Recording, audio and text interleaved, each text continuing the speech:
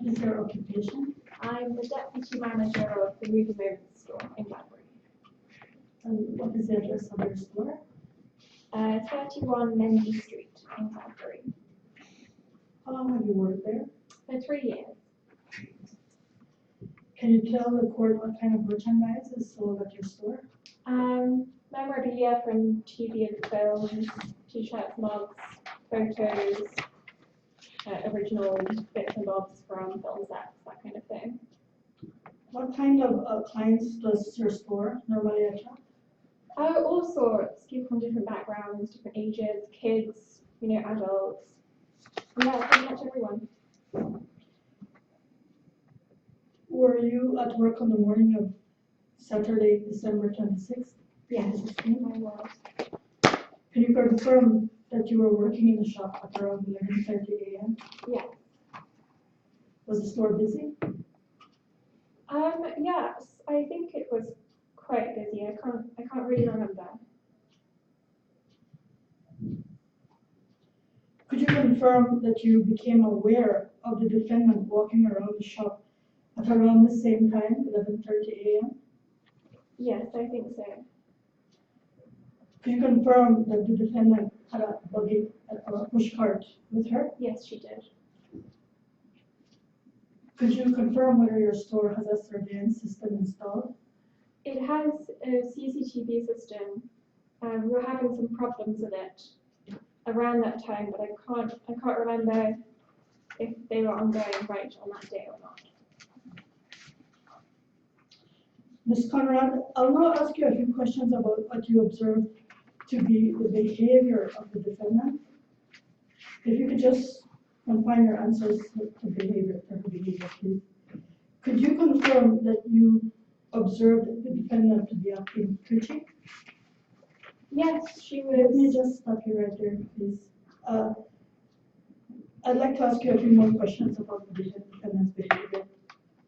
Could you describe what the defendant was doing when you spotted her? She was walking around, looking around the store, up and down the aisles, that kind of thing. Not really at the shelves. That's what made me think it was a bit odd. She was looking more at the customers and a bit up at the ceiling as well, which is where we have the cameras for our CCTV. So you're saying that she was looking, can you confirm where she was looking again? So. At other customers, up and down the aisles, at the ceiling, all around the place, really. Right. Thank you. And why did that strike you odd? Well, did that strike you odd? Yes, it did, because she wasn't really looking at the shelves, and you come into a shop to look at shelves usually. Did she appear to be buying anything? Yes. Later on, she was looking at some alarm clocks, and she put a Simpsons alarm clock into her basket. Did she then leave the store, or did she move around in the store after that? So after the alarm clock, she moved to the autograph section, and I followed her to that section. Could I just stop you there for a moment and ask you, what is it that's sold in the autograph section? Autographs and then authentic memorabilia from film sets.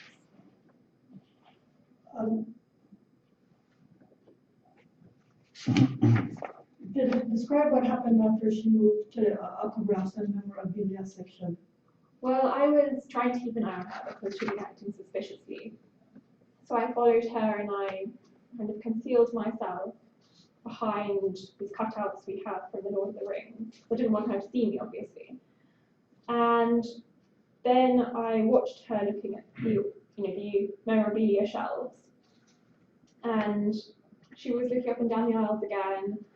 And then she bent down, and I think she was taking something from the middle shelf. I'm not really sure because I couldn't see properly. And how far away from her were you when you were observing this? Maybe 5 meters away. 5 meters away. And what did you observe when she bent down? Well, she was down there for a while. I couldn't really see what she was doing because her pushchair was in my way. But she was down there, and then maybe for 10 seconds or so, and then the pushchair moved a bit before she came back up.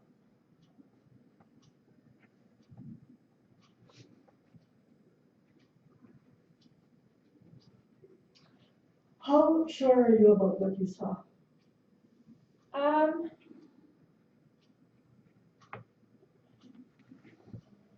Well, I'm sure she was crouching down, and I'm pretty sure that the pushchair moved.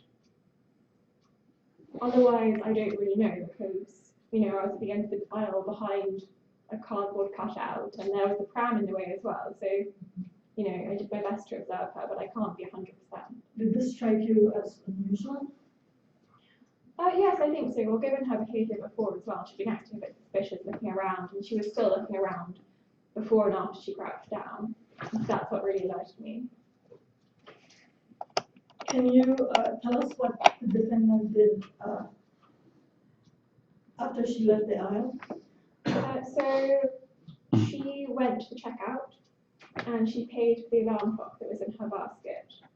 And I followed her and stood by the door so I could stop her because I was suspicious that she'd put something in the pram. And can you tell us if you heard anything while you were waiting by the door? I think she was talking to the cashier. Just general chit chat. I can't remember what was said. It was something about her son, buying her son a birthday present. Do you remember what about her son, she said? I think she said that she was buying the alarm clock for her son's birthday. And she had two sons, the one that was with her, the little boy in the pram, and an older son. And what did you do after she left the aisle? So I went to stand by the door, and so I could block her on the way out of the shop. And can you tell the court why you did this? Because I thought she'd put something into her pram when she was crouching down in the aisle by the memorabilia section.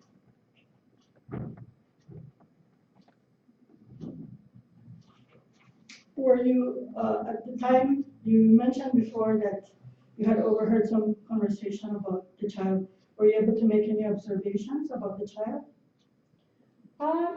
The child that was with her, well, very little boy, a baby in the pram. I think she said he wasn't even a year old, maybe 9 or 10 months old. And he was in this very big buggy. I remember thinking the buggy was rather too big for a child of that size. Please tell the court what happened after the defendant tried to leave the store. So I stopped her and I essentially said that I thought she had stolen something and pushed it in her pram. So, and how did she react? She said it was rubbish and, she didn't do anything wrong. So I asked her to lift up. There was this big blanket in the pram covering her child. I asked her to lift it up and, to show if there was anything underneath it. And she didn't want to do that. She was like, oh, leave my child out of it. And how did the child react? So the child actually was quite helpful. The child at that point just pulled out the mask. Not a mask, the mask she took of Darth Vader, took it out from under the blanket. I'm sorry, could you repeat to the court again? Who pulled out the mask? And the baby in the pulled pram. out the mask. The mask was under the blanket, Right. and the baby pulled it out from under the blanket. Okay, thank you.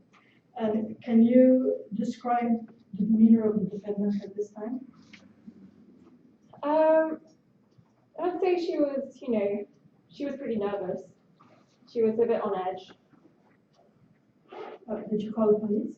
I did. Well, our shop has a policy always to prosecute shoplifters, so we called the police. And actually, the lady then was quite cooperative, and she stayed in the store until the police arrived. And what happened after the police were called? I told the police what had happened, and the woman said the child had picked up the mask. And then, I think arrangements were made to pick up the child, and the police were going to take the woman back to the police station. So I thought there was nothing more for me to do, and I asked if I could go back to the shop floor. Can you confirm that you submitted a plan of the store? Yes, I have a plan of the store. To the police? So I've been asked to produce it. Could you confirm that this is the plan that you submitted to the police? Yes, that's it. May I enter this plan into court as Exhibit 1? Yes. Ms. Conrad, thank you. I have no further questions for you, but there may be some by my learned friends from the defense. If you would like to wait there, please. Thank you. Thanks, Lisa. Take a seat. Take a seat, Wendy.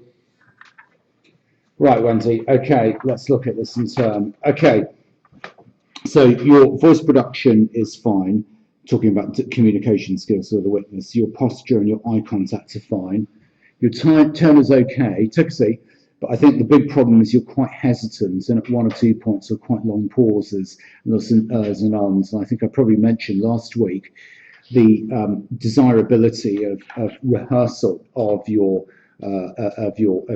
performance, just to try and ensure that things that you maintain a reasonable pace of questions. There isn't that hesitation and doubt in your mind as you're formulating the questions when you're on the feet, actually doing it for real. In terms of the structure, there were two problems here. Several times when the witness answered the question, you just got them to repeat the answer, which I don't think particularly helped matters. If you can't hear what the witness says, just say, I do apologise, Mr. Witness, I'm terribly sorry, I didn't quite hear that answer. Could you just please repeat it? My original question was X. What do you say to that? But otherwise, really don't bother trying to get witnesses to repeat answers. It really just doesn't serve any purpose. The other point, what really here, Wendy, was that it just didn't seem to be, that there didn't seem to be any purpose in introducing the plan that late in the examination in chief. What were you planning to do with it? And the answer is it was too late. When she said she was on duty at about 11:30 and she noticed the woman acting suspiciously, that was the point when you wanted to introduce the plan and then get her to hold it up and explain where she was hiding, where the woman went, so on and so forth, to try and assist the jury in understanding what it must have been like there. But to introduce it at the end was just almost pointless. And I think one thing to learn from this is just because in the documentation the witness has actually mentioned that they're going to introduce the exhibit at the end of a statement or in a second separate statement, doesn't mean to say that you are therefore obliged to introduce that statement that late. So don't be caught out by that. And it's the sort of thing that they may put in the exam to fox you. So if you think, oh, actually, I'd rather produce this plan earlier and then get the witness to use it to help the jury understand that the remainder of their evidence, do so, okay? I've had a couple of people that week do this, which is a pity, really. Now, question type, just a few things. Could you confirm that she was acting twitchy, you said? No, that was naughty, that was leading, and you weren't allowed to lead on that sort of thing. But she didn't, the reason I asked that is because in the list of things that she did not deny, there was no dispute that she was acting twitchy. Sorry, the list of things that they were? Because she admitted that she was on drugs before and that her behavior was, there's a list of things that... What were you told in your instructions that you could lead on? If you look at that, your instructions say this is what you can lead on is the date and time of the incident, the place of the alleged offence and the defendant's presence in the shop. So, and it says any evidence concerning appropriation or dishonesty is clearly in dispute. So I think, Wendy, what you didn't need to lead in any event. All you needed to do was to say what was the woman's demeanour like, and you could have got that evidence out. So just be careful with those things. I see what you're guessing at, but if yes, I can see that if in a let's see, page 6, the defence statement, if she's not disputing it, that may appear not to be an issue. I understand what you're saying there, but I think what's effectively supersedes what is or isn't said in the defence statement as your instructions as to what you can lead on, what you can't. Okay, so just be a bit careful with that one, because I mean, it's a fair point, but I think it illustrates the point that if in your instructions you're told you can lead on X but not Y, then even though the defendant doesn't seem to dispute Y in a defence statement or an interview or a proof of evidence, that they're silent on the matter, don't think, okay, I can lead on why. Okay, so I think that has to be the rule. I think linked to that, although I was going to deal with it later under formal procedures, it might be better to say, I don't think it's in dispute that, or I understand that, rather than could you confirm that, simply because if you say to the witness, now I don't think it's in dispute that, you know, that this lady was looking to at you or whatever it may be, then it's very clear to me as the judge that you've been allowed to lead on your by your opponent. It's not quite so clear where you say things like, could you confirm that, all right? You say, if I say to the witness and you're the judge, could you confirm that you're at the dog and duck on the night in question, you as the judge might not be entirely clear that I've been allowed by my opponent to lead on that matter. Whereas if I say, you know, I don't think it's in dispute, Mr. Witness, though, that, and that you're at the dog and duck, it's very clear to you that I've been allowed to lead. More so if I say to you, Your Honour, my learned friend has kindly indicated I can lead on the next matter. Now, Mr. Bilal, I don't think it's in dispute that you were at Costa Coffee on the 5th of April of last year. Do you see? That's even clearer still, but it's a little bit unwieldy to say something like that. Talking about what you saw the lady do in the aisle, you asked the question, how sure are you? And that was a bit of a double-edged sword, because the witness, of course, then hesitated and thought about it. And she said, well, I'm very sure I saw her crouch down. But of course, the damage was done by that question. There was some hesitation in the witness's response that suggested, I think would have suggested to the jury, that maybe she was having second thoughts about what she saw, which is understandable, it's human nature. Especially when the matter's got to a trial. So just be careful, Wendy, before in chief you start asking that question, and for that matter, be careful before you ask that question in cross. Understanding the case, it seemed clear to me that you understood that this is a deliberate theft and not an innocent taking by the child. That was very clear. Eliciting the case, now just be careful. Once or twice you asked questions that had resulted in the risk of the witness jumping over bits of her story, and in fact at one point she did. At one point quite early on you said, did you appear to buy anything? And that what happened was that the witness then missed out a tiny section of her statement at the end of the first page about what she was wearing and how busy the store was that day, and she moved on to deal with that, the Simpsons clock and what have you. And then there was another follow-up question where you asked her about when Miss Ballard left the store, and that was dangerous because that bore the risk of the witness going straight to that point and missing out, of course, what she saw of Miss Ballard in the special expensive aisle with all the in the aisle with all the special expensive things. So just be careful to make sure that your questions are based on answers that the witness has given and will result in the witness repeating what they said in their statements as their evidence in chief. And be careful not to ask questions that may result in the witness jumping over bits of their story. It's very easily done. Now, did you deal with the question of whether that Roger could hold the mask? I'm not sure. Did you give that evidence? I think I was taking another note at the time where I thought, hang on, I think we didn't get that. I don't think there's any problem with you asking Miss Conrad as to about Roger grabbing the mask and then dropping it. That evidence I think she can give. And I think that would have been helpful for you, Wendy, because it somewhat flies in the face of Miss Ballard's claim that Roger must have taken it, of course. And that's evidence of fact I think she could give. Don't forget to introduce the plan at an appropriate point. Formal procedures, good introductions, use the right phraseology, Wendy, when you're leading.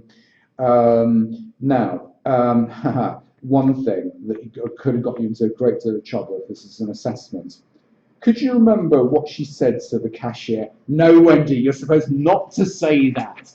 In your LMIs, it says, the judge has also ruled that evidence of the conversation between the cashier and the defendant is inadmissible hearsay. Well, maybe not in a real case. Now, be careful. You positively asked her about that. Be careful, you could be fatally flawed in your exam if you did that, okay? I wouldn't, but if it was me, but some of my, in seriousness, potentially it was something I'd have to draw to James, as attention, James Walsh is acting as advocacy module leader.